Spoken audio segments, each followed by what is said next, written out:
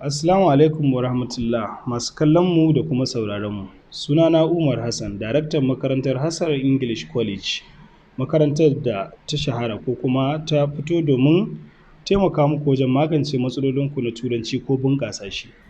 Domin bunƙasa turancinka ko kuma gyara shi ko koyansa gaba ɗaya, kana iya ziyartar wannan makaranta tamu da ke ɗorayi ƙarshen waya a ƙaramar hukumar Gwale a cikin birnin Kano a Najeriya.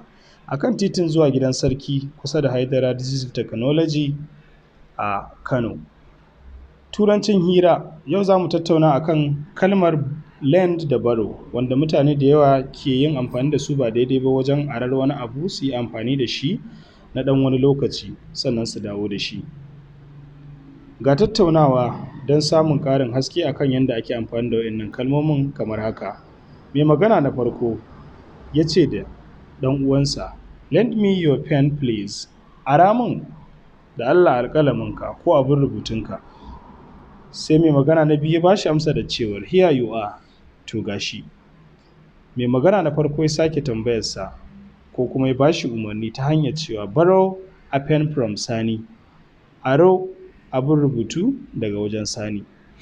Mai magana na biyu ya ce to yana ina. Mai magana na farko ya ce yana cikin ɗakinsa.